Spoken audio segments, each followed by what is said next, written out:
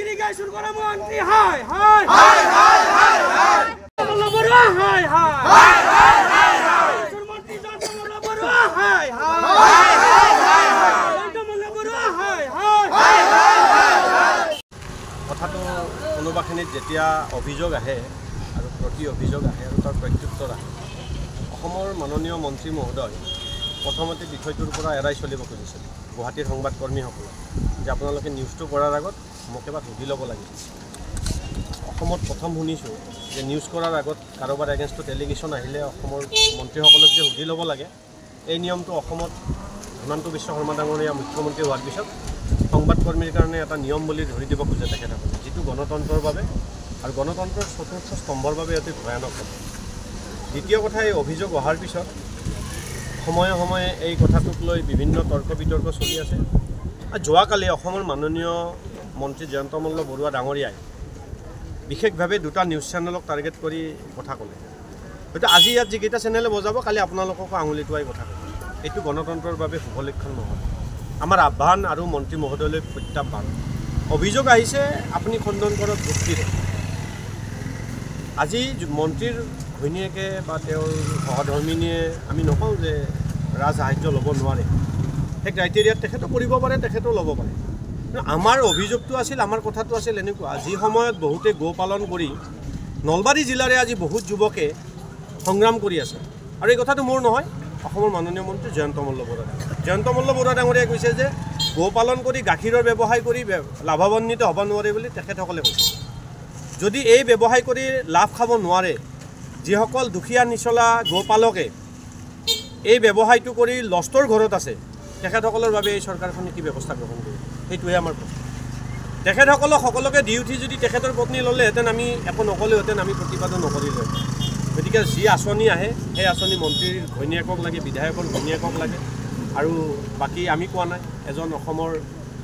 অন্য ৰাজনৈতিক নেতা অন্য এটা ৰাজনৈতিক দলৰ নেতা এটাই কৈছে বৰ্তমান অসমত মাটি খাইটিৰো আৱিৰ্ভাৱ হৈছে এতিয়া আকৌ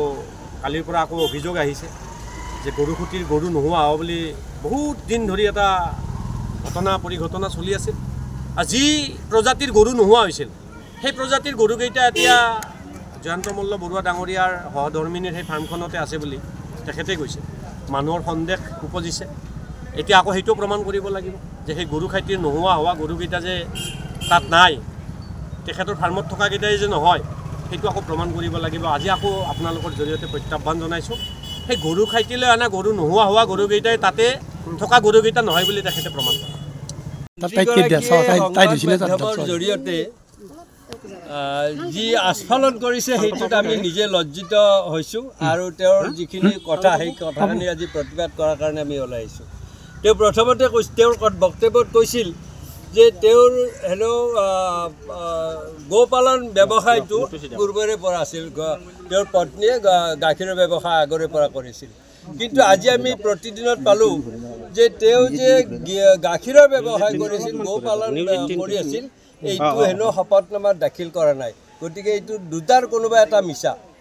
এইটো হ'ল প্ৰথম কথা দ্বিতীয় কথাটো তেওঁ আদানী আম্বানীৰ কথা কৈছে কিন্তু তেখেতে পাহৰি গৈছে আদানী আম্বানী হ'ল ব্যৱসায়ী তেওঁলোক বৃহৎ পুঁজিপতি কিন্তু এও হ'ল জনপ্ৰতিনিধি আৰু তেওঁৰ ঘৈণীয়েকে এই ছাবচিডি বা ৰাজসাহায্য লোৱাটোৰ আমি বিৰোধিতা কৰিছিলোঁ কিয়নো অসমত বা নলবাৰীত আৰু অধিক